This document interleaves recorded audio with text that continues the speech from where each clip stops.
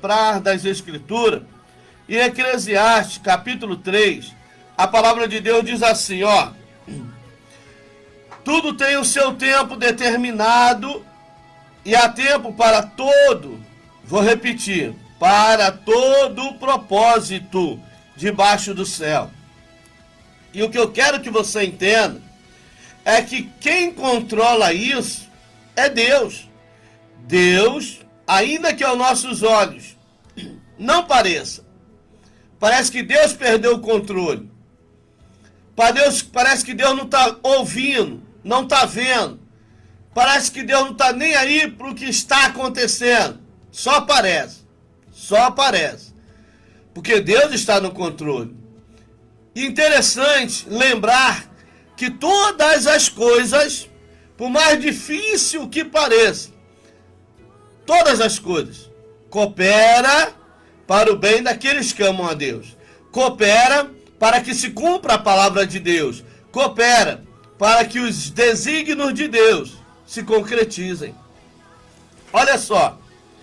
2. Há tempo de nascer e tempo de morrer. Tempo de plantar e tempo de arrancar o que se aplantou. Tempo de matar e tempo de curar. Tempo de derribar e tempo de edificar. Tempo de chorar e tempo de rir. Tempo de prantear e tempo de saltar. Tempo de espalhar pedras e tempo de ajuntar pedras. Tempo de abraçar e tempo de afastar-se de abraçar. Tempo de buscar e tempo de perder. Tempo de guardar e tempo de deitar fora. Tempo de rasgar e tempo de coser. Tempo de estar calado e tempo de falar. Tempo de amar e tempo de aborrecer. Tempo de guerra e tempo de paz. Amém? Entenderam? Tudo tem o seu tempo para nascer, como também há um tempo para morrer. Tem gente que se precipita de maneira a fazer acelerar, apressar o tempo e acaba indo fora do tempo. Mas o que leva as pessoas a ir fora do tempo, partir fora do tempo? Repito, são as suas ações que geram reações e que causam situações e que faz que não era para ser naquele tempo e acaba sendo. Isso se chama vontade permissiva de Deus. Tem a vontade soberana, tempo de Deus.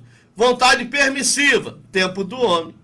Então, amados, tudo ocorre no tempo certo, segundo a vontade de Deus, e nada foge o seu olhar. Deus, os seus olhos são como chama de fogo. Deus vê tudo e todos. Ele não pisca, ele não dorme. Tem gente que compara Deus como ser humano, que se cansa, se fadiga, dorme, cochila, né, se distrai. Deus não. Deus não. Entenda que você provavelmente já passou pela experiência de ter se atrasado para algo muito importante. Seja entregar um currículo ou chegar em algum lugar. Seu sentimento pode ter sido de derrota. Afinal, era a sua obrigação fazer aquilo no tempo certo. Entenda que isso é o âmbito natural. Nós somos limitados às circunstâncias, às situações, ao tempo, né, ao mau tempo. Às vezes está chovendo, gera engarrafamento, causa acidente, a condução atrasa, o pneu do carro fura e vários fatores que nos faz atrasar, que nos impede de cumprir com o que, né, falamos ou determinamos ou esperamos que aconteça. Porém, Deus não é assim. Deus não é homem para que minta. Deus não é filho do homem para que se arrependa. Deus fala, e no seu tempo, Ele faz acontecer, independente da circunstância ou da situação. Deus promete, no seu tempo, Ele cumpre, com o que prometeu. É nisso que a gente tem que crer. É nisso que a gente tem que acreditar. Não aconteceu ainda. Por que não? Será que Deus não pode fazer acontecer? Será que Deus não pode me dar? Não. É porque não está no tempo de Deus. Ou porque tem que acontecer conforme o tempo determinado. Tempo de nascer, vai nascer. Tempo de morrer, chegou o tempo, vai morrer. Deus vai consolar, vai confortar, mas a gente vai perder. Como há o tempo de sorrir, de se alegrar, há o tempo de tristeza, há o tempo de chorar. Só que você precisa entender uma coisa. Seja qual for o tempo que Deus venha permitir você passar, vivenciar, seja qual for, de tristeza, de dor, de angústia, de sofrimento, de enfermidade, de escassez, de alegria, de bonança, seja qual for, o que você tem que ter em mente é o seguinte: Deus está comigo. Deus não me abandona. O meu Deus não me deixa só.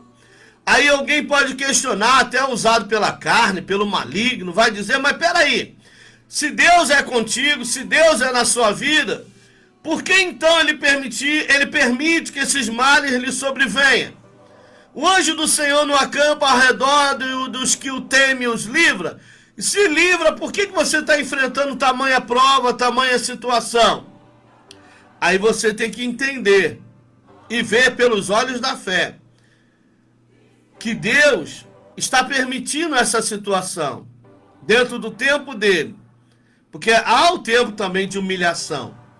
Olha Deuteronômio capítulo 8, Deus te humilhou, Deus te fez passar por essa dificuldade, adversidade, te alimentou com maná que você não conhecia, ou seja, você não vai ficar sem comer, mas não vai comer o que você quer. Às vezes é o desemprego. Com o desemprego a escassez. Com o desemprego as contas vão se avolumando, vai chegando. Com o desemprego vem a aflição. Não pode comprar uma roupa nova, um calçado novo. Mas a Bíblia diz que o povo de Israel andou pelo deserto. As suas vestes não se acabaram, seus sapatos não se acabaram. Deus mandou cordonida, Deus fez jorrar água da rocha. Deus preparou uma mesa farta em meio ao deserto. Ou seja, seja qual for o tempo, Deus está conosco em todo o tempo. Deus não falta, a sua presença não falha. Todos podem te deixar, todos podem te abandonar, mas você precisa crer que um com Deus é a maioria. Um com Deus é a maioria.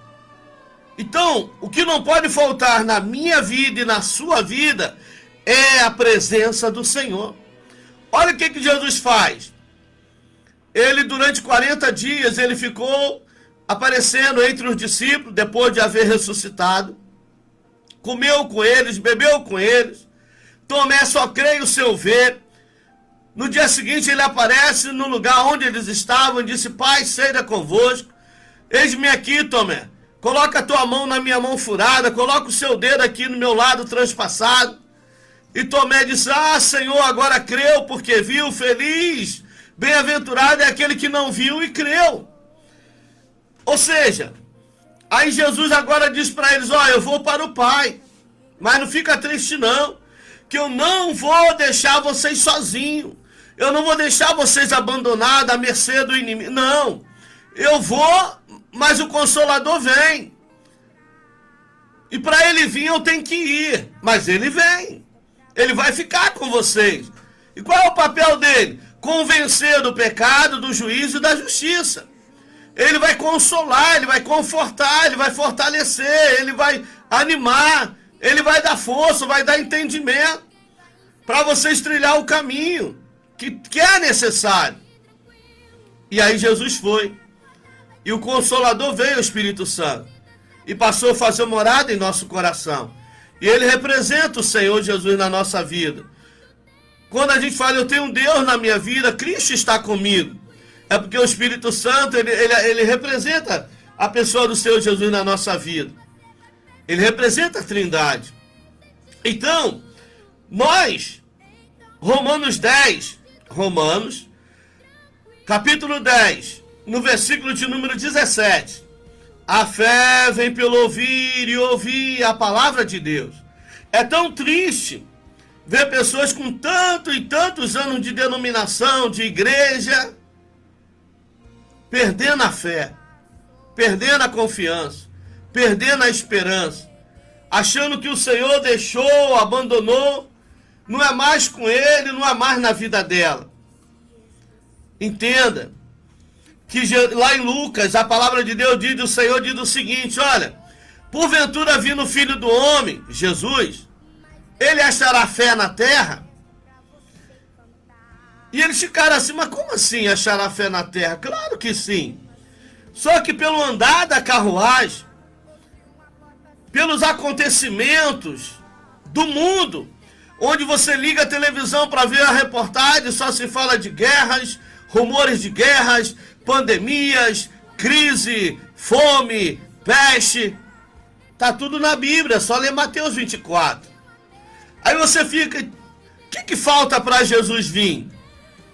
Se os sinais que a Bíblia fala que antecede a sua vinda já estão aí. O princípio de dores. Para nós, de repente, ainda não, mas para muitos já estão vivenciando isso. Falta Deus mandar. Vai, meu filho, vai buscar a tua noiva. E Jesus vir nos ares e o arcanjo tocar a trombeta e a gente subir. Isso vai acontecer? Vai, porque está dentro do tempo de Deus. Está dentro do tempo de Deus. Deus não adianta, mas também não atrasa. Deus não chega antes, mas também não chega depois. A gente que é apressado demais.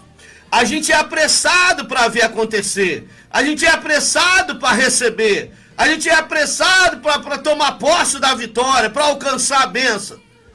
Mas, lamentavelmente, somos tardios demais para obedecer, para compreender, para entender, para entrar no propósito de Deus para a nossa vida. Porque aí a gente fala, ora vem Senhor Jesus, mas o que nós estamos fazendo para que Ele venha?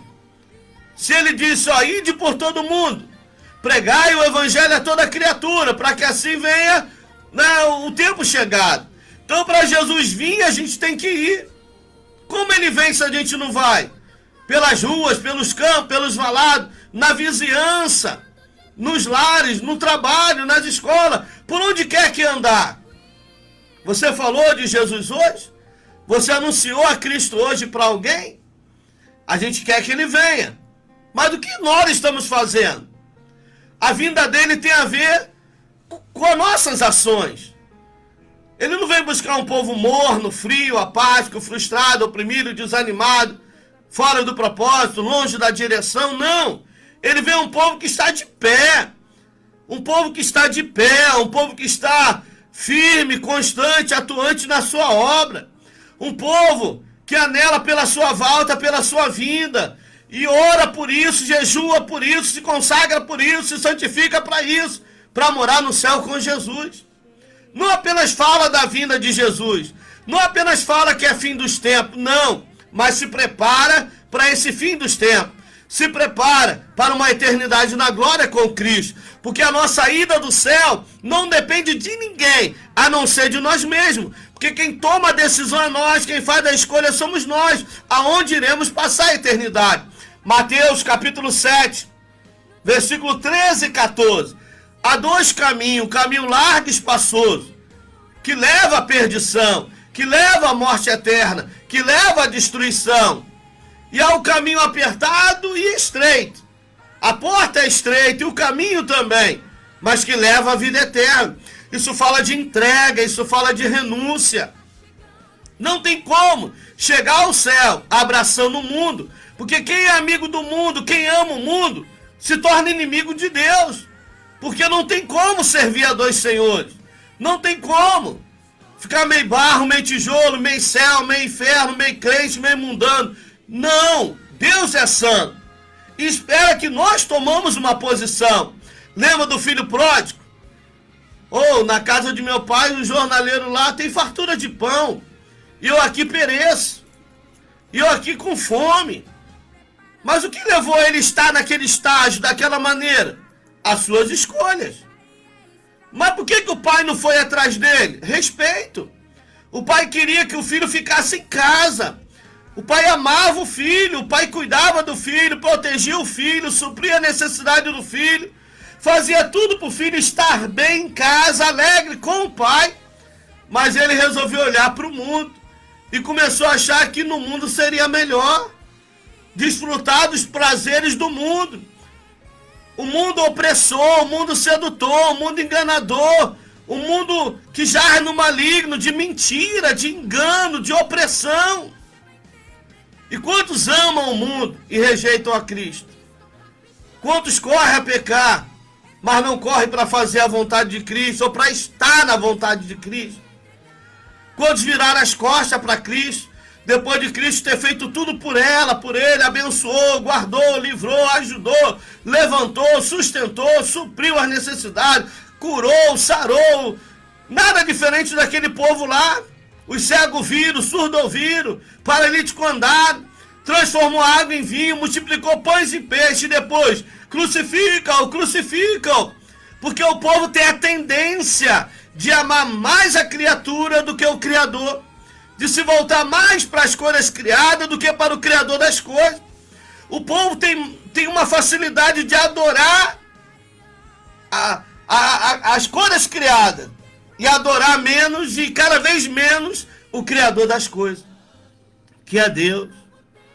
Preste a Deus o seu louvor, dá a Cristo Jesus a glória que lhe é devida. Quantos? Não, eu sou devoto do Marcelo, do Joaquim, do Paulo, do Pedro, do Antônio, do Severino, e menos de Jesus Cristo. Quantos? Quantos? Então, nessa noite, a palavra que eu compartilho com você é tudo no tempo de Deus. Não adianta espernear, não adianta fazer chantagem emocional.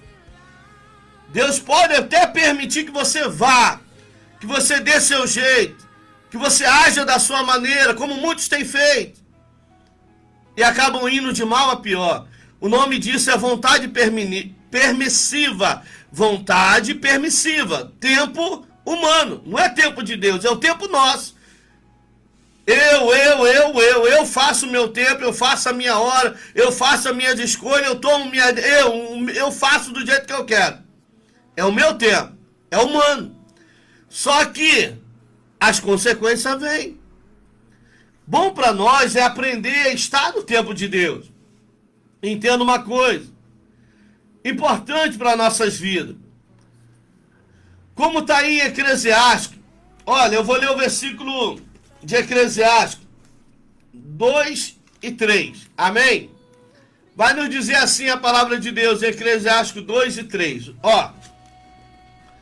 Há tempo de nascer e tempo de morrer. Tempo de plantar e tempo de arrancar o que se plantou. Tempo de matar e tempo de curar. Tempo de derribar e tempo de edificar.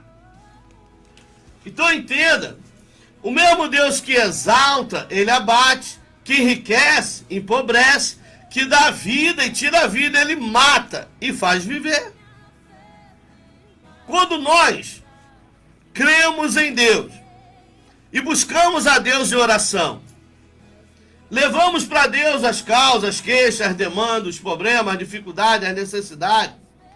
Nós precisamos entender o seguinte: você orou. Mateus 7, vamos lá, Mateus, capítulo 7, versículos 7 e 8. Pedi e dá-se-vos-á, buscai e acharei, batei e abri-se-vos-á. Versículo 8. Quem bate, se abre, mas no tempo. Quem pede, recebe, mas no tempo. Quem busca, acha, mas no tempo. Nosso, não, mas de Deus. Mas vai achar, vai se abrir. A porta vai, você vai bater e a porta vai abrir. Você vai buscar e vai achar. Você vai pedir, você vai receber. Só que você precisa crer que não é no seu tempo, é no tempo de Deus. Ah, mas Deus é tardio demais para fazer acontecer. Não. Como eu disse, Deus não adianta e nem atrasa. Olha o que diz a Bíblia em Isaías, capítulo 64, versículo 4. Isaías 64, 4. Com os olhos nunca se viu, com os ouvidos nunca se ouviu, um Deus além de ti, que trabalha para aquele que nele espera. Para quem confia, espera. Para quem crê, espera. E se ele espera, se ela espera, é porque crê. E se crê, Deus vai honrar você. Porque a sua fé honra a Deus. E Deus tem prazer em honrar a sua fé nele. E aí o salmista fala assim, lá em Salmo 40, esperei com, porque tem gente esperando, se desesperando. Tem gente esperando, se lamentando, esperando e murmurando, esperando e se queixando, esperando e se precipitando. Mas o salmista diz, esperei com paciência no Senhor. Por quê? Porque a nossa carne não se converte, ela se mortifica.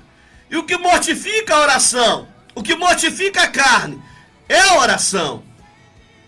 Porque na oração vem unção, na oração vem graça, na oração vem poder, na oração vem direção. Na oração Deus se revela para a gente permanecer esperando com paciência. Quantos, por exemplo, vou dar um exemplo, Saul. Samuel fala para ele, Saul, vá para Gilgal e fique lá. Ele foi para onde era para ir? Foi. Gilgal, o círculo, estava lá.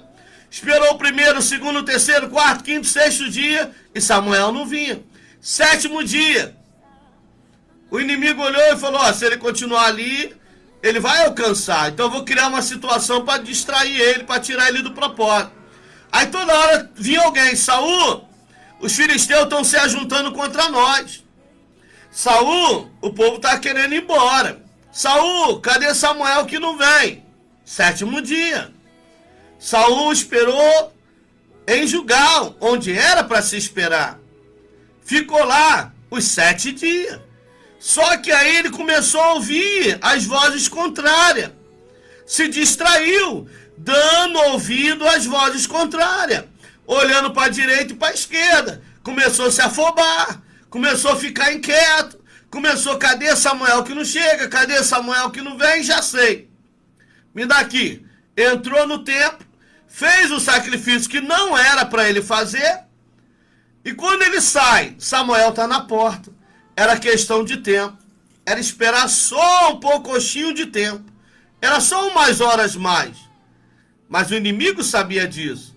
E o inimigo criou situações para que Saul não obedecesse, para que Saul não continuasse em julgar o círculo, o lugar de Deus, esperando em Deus.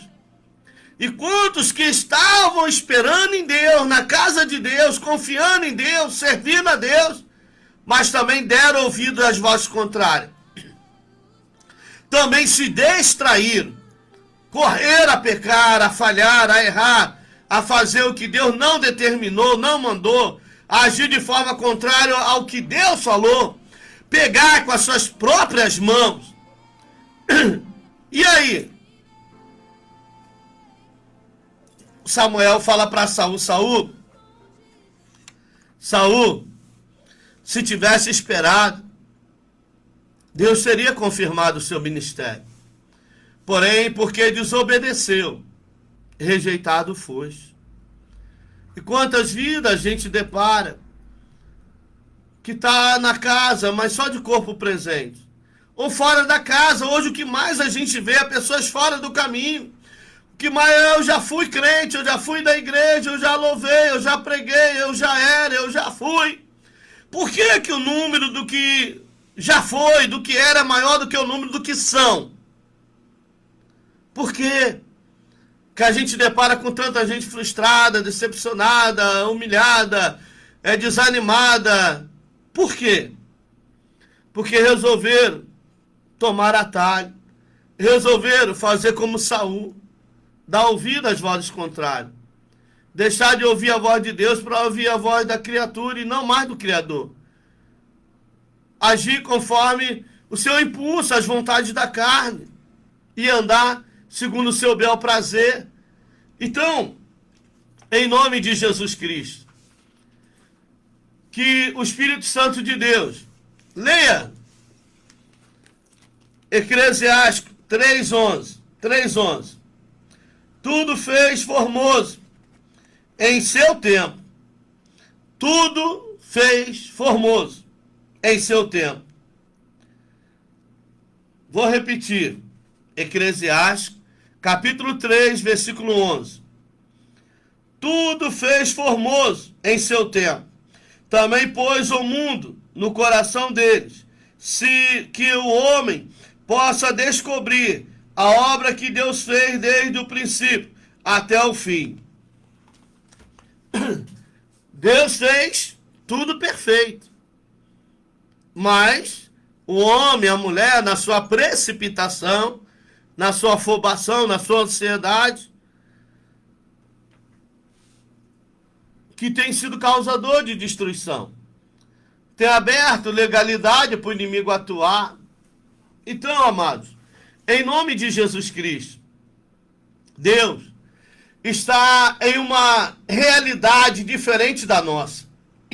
Amém? Deus está numa realidade bem diferente da nossa. Ao ponto de Isaías dizer assim, Isaías 55, se eu não me... Isaías 55, vamos ler. Isaías capítulo 55, ele traz a seguinte revelação para nós. Isaías 55 vai nos revelar o seguinte, ó. Glória a Deus. Você que tem um exemplar das Escrituras, quiser acompanhar comigo, Isaías 55. Vamos ler então, versículo 8. Está aqui, ó, 55, 8. O que diz a palavra de Deus? Porque os meus pensamentos não são os vossos pensamentos, nem os meus caminhos, diz o Senhor. Então os pensamentos de Deus são muito mais elevados do que os nossos. Os caminhos de Deus são muito mais, aplanados. E Deus quer aplanar o nosso caminho. Deus quer nos conduzir por um caminho bom e direito. Um caminho sem embaraço. Isso, uma caminhada sem embaraço. Correr na carreira que por Deus, para nós está proposta. Mas quantas vezes nós, por decisões erradas, por escolhas precipitadas, não consultamos a Deus antes de ir, de falar ou de fazer. Ainda eu falo mesmo, eu faço mesmo, eu ajo mesmo.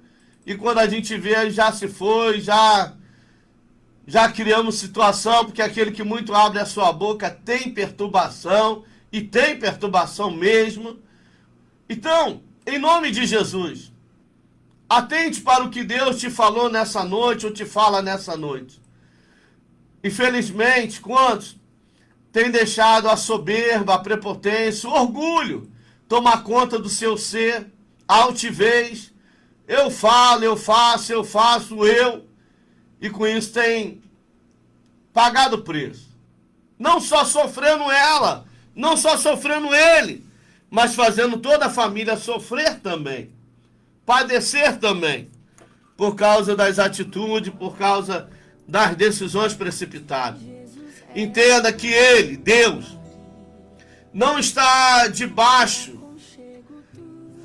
do efeito do tempo. Deus não está debaixo do efeito do tempo, nem de situações adversas. Deus não precisa de nada disso. Deus não precisa que você esteja empregado, ganhando bom salário, para Ele te dar seu carro, sua casa. Não precisa. Na mão dele está a força, o poder, o exaltar, o engrandecer. É Ele que dá vida a tudo. Riquezas e glória vêm de diante dele, porque Ele é o Todo-Poderoso. E aí? Então entenda, mas é soberano sobre o tempo. Nada escapa aos seus olhos. Ele faz tudo na hora certa. Diante das diversas frustrações que podemos ter nas nossas vidas e de se questionar essas afirmações, nós ficamos, mas cadê Deus que não vê? Cadê Deus que não faz? Cadê Deus que não dá? Cadê Deus que não age? Aí você traz a memória, peraí, eu aprendi que Deus não deu, que Deus não concedeu, que Deus não fez, que Deus não agiu, que Deus não operou. Não é porque Ele não pode, é porque não está no tempo. Preste atenção numa coisa. Se Deus agisse segundo as situações, avião não caía, trem não batia, não descarrilhava, ônibus não batia, carro não batia, não capotava, pessoas não morriam de acidente, de enfermidade, de virose. Não haveria surdo, mudo, cego, paralítico. Não haveria. Então entenda que não é o sofrimento, não é a dor, não é a aflição que faz Deus agir, que faz Deus operar, é o tempo. Deus não muda o tempo. Deus não muda o futuro por conhecer o presente. Não muda. Se no presente você tem que passar por isso, epa, aleluia. Olha o que te diz a palavra de Deus. Isaías 43. Tem Bíblia aí? Vamos ler? Isaías 43. Ó. Mas agora assim diz o Senhor, que te criou, ó Jacó, e que te formou, ó Israel. Não temas, porque eu te remi e chamei-te pelo teu nome, tu és meu. Quando passares pelas águas, estarei contigo. E quando pelos rios, eles não te submergirão. Quando passares pelo fogo, não te queimarás, e nem a chama arderá em ti. Porque eu sou o Senhor teu Deus, o Santo de Israel, que ajo no meu tempo, que salvo no meu tempo, liberto no meu tempo, trabalho no meu tempo. Fique em paz, espero o tempo do Senhor na sua vida. Amém? Deus te abençoe e te guarde, no nome de Jesus. Alívio, tudo que eu preciso, bem aqui comigo pra eu continuar, que me impulsiona todos os dias pra eu não parar. Tu és o motivo, Jesus, que eu tenho pra avançar. És o meu alívio, a força e o ânimo que eu necessito pra prosseguir. Se eu não desisti, o motivo é porque sempre esteve aqui, nos piores momentos, dizendo que nunca desiste de mim. Pra onde eu irei se o que eu preciso só encontro em ti? És o meu alívio, és o meu alívio, és o meu alívio, alívio.